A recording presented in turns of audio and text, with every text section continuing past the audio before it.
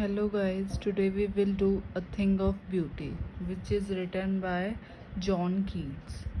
So, stanza 1. A thing of beauty is a joy forever, its lovingness increases, it will never pass into nothingness, but will keep a bower quiet for us, and a sleep full of sweet dreams and health and quiet breathing. So, इसकी explanation है, the poet speaks of the permanent nature of beautiful things which give us eternal joy.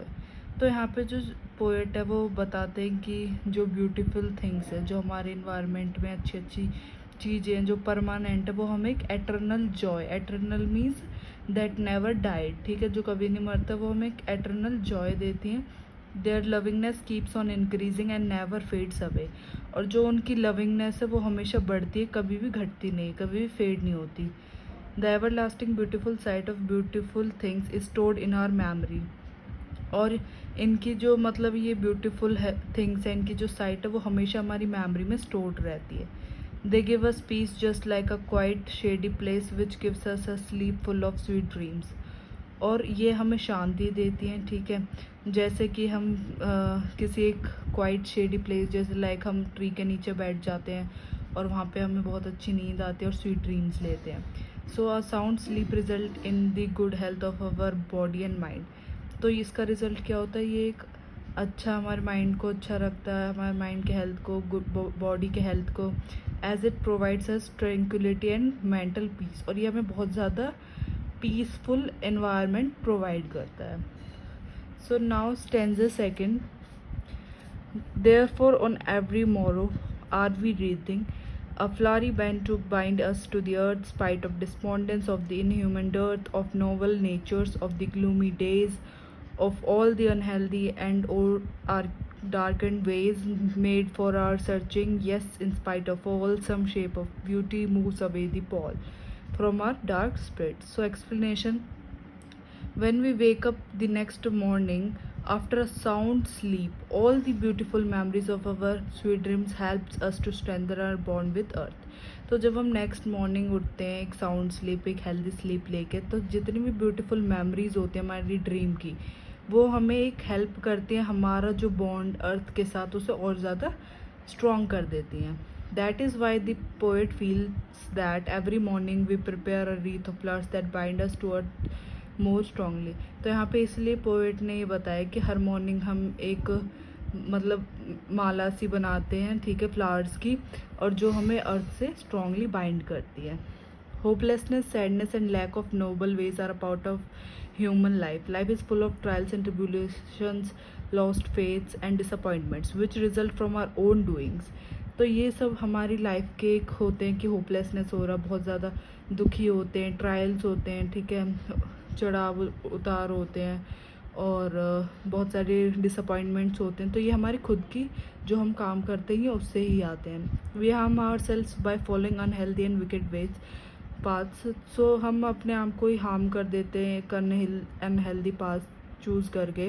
But in spite of all this some wonderful sides of nature helps us to shed sad and grim thoughts. They remove the veil of gloom, bringing about hope and optimistic in our life. So अब इन चीज़ों को छोड़ें और देखें तो बहुत सारी ऐसी नेचर में ब्यूटीफुल थिंग्स हैं जो हमारी ये सैड थॉट्स हैं इनको दूर कर देती है हमसे, और एक ऑप्टिमिस्टिक, एक पॉजिटिव अप्रोच लेके आती है हमारी लाइफ में.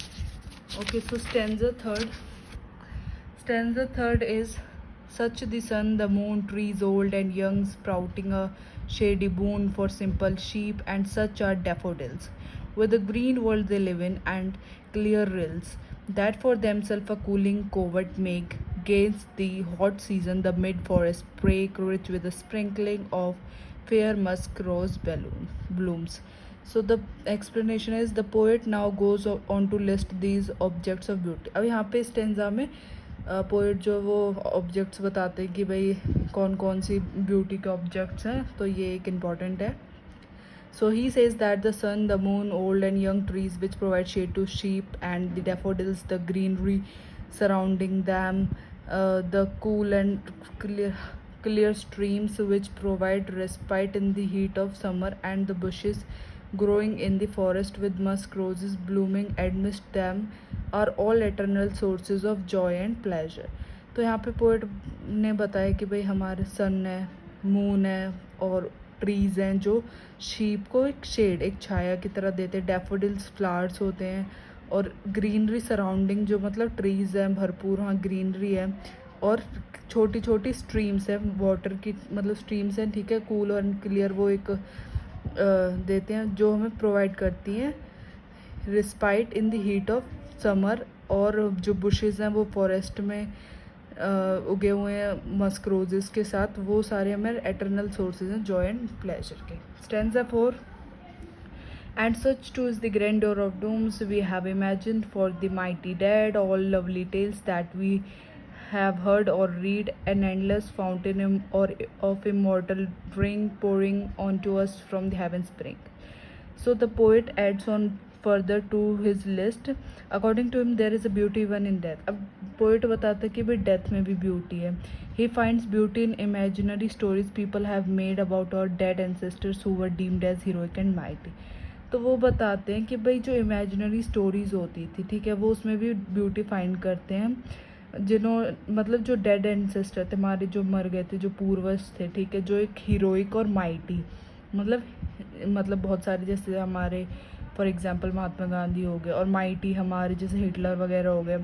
And the poet goes on to say that all the lovely stories that we heard can also be placed among such things of beauty as they have a sublime effect on the human spirit. तो ये भी एक beauty का source है जो, ठीक है, क्योंकि ये जो लवली टेल्स हैं जितने भी, वो एक उनका अलग ही इफेक्ट है ह्यूमन स्पिरिट पे. All beautiful things are like an endless fountain from the heavens. तो ये जितनी भी ब्यूटीफुल थिंग्स है एक एंडलेस फाउंटेन की तरह है हेवन से. हेवन से मतलब कि भगवान की तरफ से जो सेंड किया गया है हेवन, वहाँ से कि एक एंडलेस फाउंटेन की तरह है. और ये मैनकाइंड को एक प्रीशियस गिफ्ट की तरह. तो we should enjoy this precious gift, the nature. Okay, so there are some word meanings you can see, and like pass into, change or turn into, wreathing, weaving of this dark gloomy, daffodils, rills, covert break, rich musk rose blooms. So you can learn it from here, and thank you.